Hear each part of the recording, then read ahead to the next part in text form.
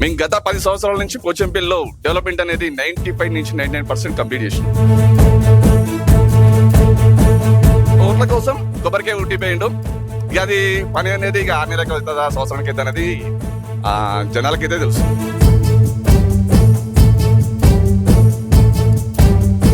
నా కుటుంబం నన్ను ఏమడుతుందంటే దాదాపు అన్ని చేసినవరా, ఇంకేమైనా ఉంటే పెండింగ్ ఉంటే చెయ్యి.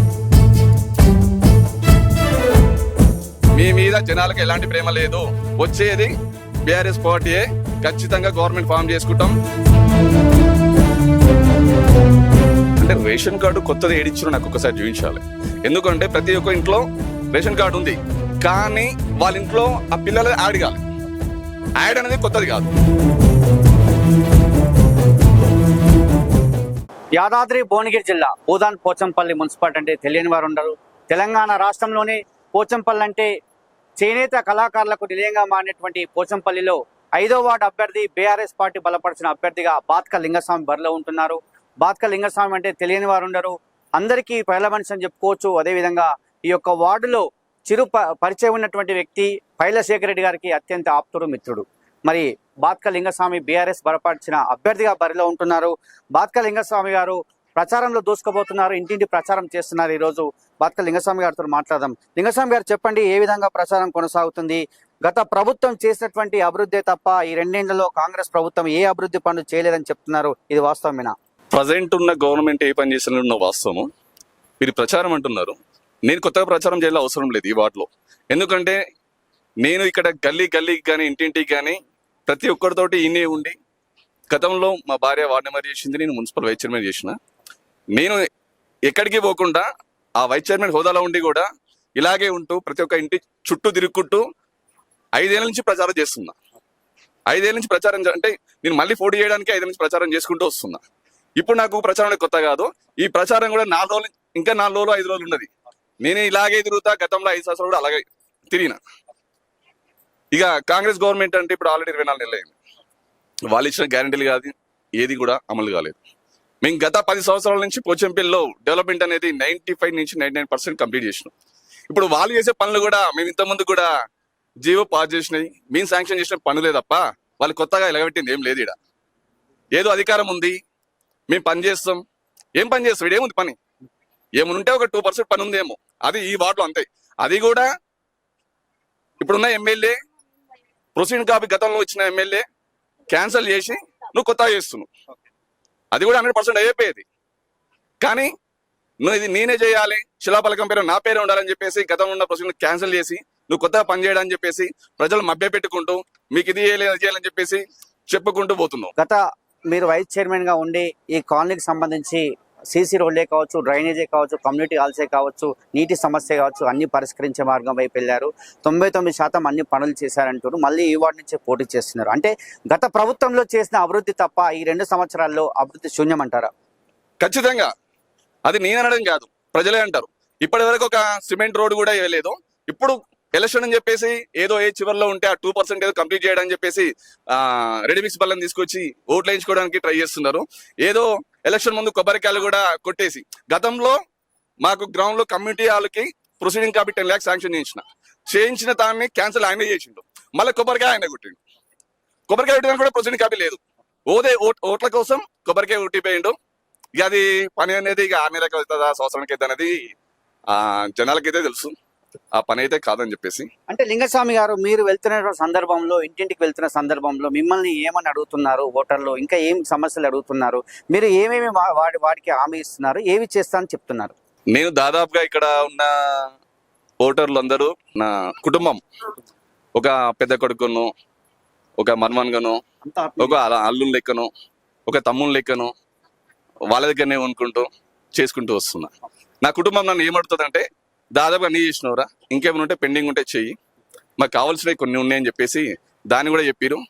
దాన్ని కూడా గతంలో ఫిల్టర్ అనేది నడిచింది. ఆ ఫిల్టర్కి పోయలేక కొంతమంది అంటే వాటర్ పోస్తే వాళ్ళకి మెయింటెనెన్స్ వెళ్ళట్లేదు అని చెప్పేసి, ఎందుకంటే ఇంటింటికి ఇంట్లో ఫిల్టర్లు అయినాయి. 100 మందిలో 70 మందికి ఫిల్టర్లు అయినాయి, ఒక 30 మందికి కాలేదు. ఆ మెయింటెనెన్స్ వెళ్ళాక ఇబ్బంది పడుతున్నారు. దాన్ని కూడా ఆల్రెడీ మోటార్లు అనేది రిపేర్ అయిపోయినాయి. మేము గతంలో ఇప్పుడు క్యాన్ కి 10 రూపాయలు 15 రూపాయలు నడుస్తుంది. నేను 5 రూపాయలు అని చెప్పేసి అందరికి చెప్పేసిన, ఆల్రెడీ కూడా రెడీ అయిపోయింది.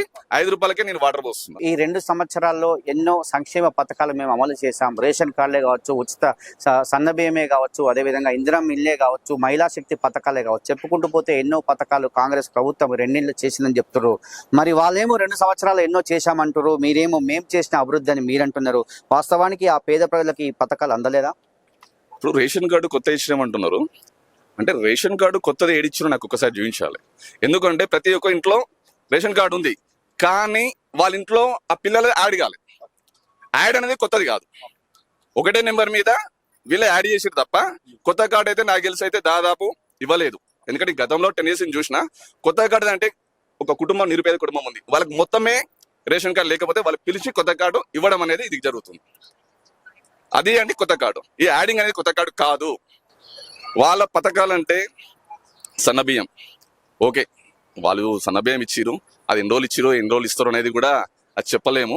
ఎంతవరకు అమలవుతుందో కూడా ఇంకా 2 సంవత్సరాలు ఉంది. ప్లస్ వాళ్ళు ఇచ్చే పెన్షన్ 2000 అన్నారు, 4000 అన్నారు, ఆ 2000 ఇస్తారు. తులం బంగారం అన్నారు, తులం బంగారం పోయింది. నువ్వు కరెంట్ బిల్ ఇస్తున్నావు 200 అని చెప్పేసి, మేము కాల్చుకుంది 200 పైన పోతే డబల్ ఛార్జ్ చేస్తున్నావు. ఇక నువ్వు ఇచ్చే లాభం మాకు ఫ్రీ కరెంటు. గతంలో ఫ్రీ కరెంటు కొన్ని కులాలకు ఉన్నాయి, ఏది మంగళి వాళ్ళకి కానీ, సాగల వాళ్ళకి కానీ, వాళ్ళకి వీళ్ళకు ఉన్నాయి. అవి బిల్లు కట్టట్లేదు, వాళ్ళ మీద బడన్ వేస్తుండవు. రైతులకు రైతు బంధు టైంకి వేస్తలేవు. ఇప్పుడు ఏమంటే నేను పండించిన దానికే చేస్తా, ఆ సర్వే చేస్తా, గూగుల్ మ్యాప్ తోటి చేస్తా అంటున్నావు. ఎంతవరకు అయింది అది? చేనేతలకు థ్రిఫ్ట్ పథకం కూడా పూర్తిగా అమలు కావట్లేదు. థ్రిఫ్ట్ పథకం ఎంతవరకు అవుతుంది ఇక్కడ చేనేతలది? మొన్న రుణమాఫీ అన్నాడు, చెక్కులు ఇచ్చారు, ఇంతవరకు అమౌంట్ అకౌంట్ లో ఏం పడింది అన్నది కూడా ఈ 2-3 నెలల ఎలక్షన్ ముందు ఏదో ప్రయోగాలు చేసిరు. మరి ఈ 24 నుంచి ఏం చేసినాం రుణమాఫీ మీద?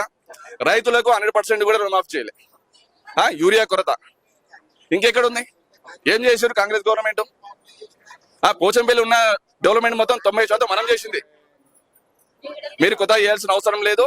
ఏదో మీరు మభ్యపెట్టి ఓటర్లని ఓటేయించుకోవడానికి ట్రై చేస్తున్నారు తప్ప మీ మీద జనాలకు ఎలాంటి ప్రేమ లేదు. వచ్చేది బీఆర్ఎస్ పార్టీయే. ఖచ్చితంగా గవర్నమెంట్ ఫామ్ చేసుకుంటాం. ఇక్కడ కూడా మున్సిపల్ లో కూడా చైర్మన్ గానీ వైస్ చైర్మన్ గానీ గులాబీ జెండా ఖచ్చితంగా మున్సిపల్ మీద ఎగరేస్తామని చెప్పేసి. లింగస్వామి గారు, మీకు పైల శేఖర్ రెడ్డి గారు అత్యంత ఆప్తుడు, మిత్రుడు. మీ వార్డుకు సంబంధించి బడుగు బలహీన వర్గాలకు సంక్షేమ పథకాలు అందించేందుకు ఎలా వెళ్తారు? అదేవిధంగా ఈ వార్డుకు సంబంధించి ఎలాంటి సమస్యలు మీరు పరిష్కరిస్తారు? ఎందుకంటే మీరు అన్నారు 99% చేశానన్నారు కదా, ఇప్పుడు మళ్ళీ బరిలో ఉంటున్నారు, మళ్ళీ నిలుస్తున్నారు, ప్రజలు మీకు బ్రహ్మరథం పడుతున్నారు. చూస్తూ పోతే లింగస్వామి గారిని గెలిపిస్తామని చెప్తారు కదా, ప్రధానంగా చివరిగా మీరు వారికి ఇచ్చే హామీ ఏంటి? నాకు శేఖర్ రెడ్డి సారు, నేను ఒక మామూలు వ్యక్తిగా ఉన్నప్పుడే కౌన్సిలర్గా పోటీ చేసినప్పుడు వైస్ చైర్మన్ గా పిల్లాడు కష్టపడతాడు, కార్యకర్త నుంచి ప్రజల్లో ఆయనకు అభిమానం ఉందనే ఉద్దేశంతో అసలు అభ్యర్థి కూడా ఎవరిని లోపల వేయదాకా అభ్యర్థిని కూడా ఎవరికి చెప్పలే. నాకు అనిపించింది పనిచేసే వాళ్లకు శేఖర్ రెడ్డి సార్ దగ్గర ఎప్పుడు అనేది గుర్తింపు ఉంటుంది. పని చేసుకుంటూ పోతుంటే పదవులు అవంతలు అవే వస్తాయి. పని చేయనప్పుడు నేను ఈ 10 కావాలి నేను ఎప్పుడు కొట్లాడ. నా పని ఏంటి? జనాల్లో ఉండాలి, జనాలకు అవసరాలు తీర్చాలి, వాళ్ళతో మమేకం కావాలి, ఉన్న డెవలప్మెంట్స్ గవర్నమెంట్ అన్ని మనం ఇక్కడ అమలు చేయాలి.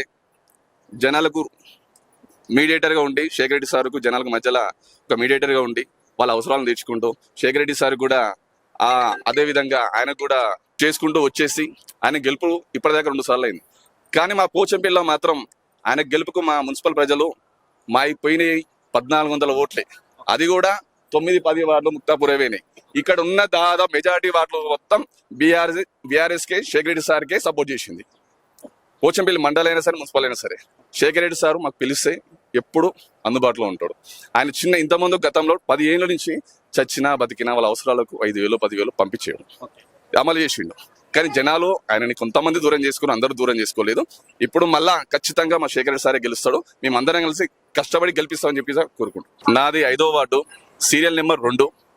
దయచేసి అందరికీ కారు గుర్తు మీద ఓటేసి నన్ను గెలిపించి ఇంకా ఉన్నత స్థానాలను అధిరోహించాలని చెప్పేసి ఓటు వేసి గెలిపించాలని కోరుకుంటున్నాను. చూస్తున్నాం బాత్క లింగస్వామి ఇంతకుముందే ఎన్నో సేవలు చేశాను, ఈ వార్డుకు సంబంధించి ప్రజల్లోనే ఉంటాను, ఏ ఇంటికి వెళ్ళినా కూడా నన్ను ఆదరిస్తున్నారు, నువ్వు చేసేటువంటి పనే ఉందని చెప్పి నన్ను అడుగుతున్నారని చెప్తున్నారు. అదేవిధంగా పైలశేఖర్ రెడ్డి గారి ఆధ్వర్యంలో మళ్ళీ వచ్చే ప్రభుత్వం మాదే అని చెప్తున్నారు. ఇప్పుడు ఉన్నటువంటి ప్రభుత్వం ఏ పథకం కూడా సరిగా అమలు చేయట్లేదు, ఖచ్చితంగా బీఆర్ఎస్ ప్రభుత్వమే వస్తుంది, ఆ ప్రభుత్వంలో ఖచ్చితంగా నన్ను ఇప్పుడు గెలిపించినట్లయితే ఈ 5వ వార్డును ఇంకా సుందరీకరణ చేస్తాను, పోచంపల్లిలో బీఆర్ఎస్ జెండా ఎగరవేయడం లక్ష్యంగా పనిచేస్తానని చెప్పి లింగస్వామి గారు. ఇది ఇక్కడ అరుణ్తో శరత్, పోచంపల్లి 5వ వార్డు.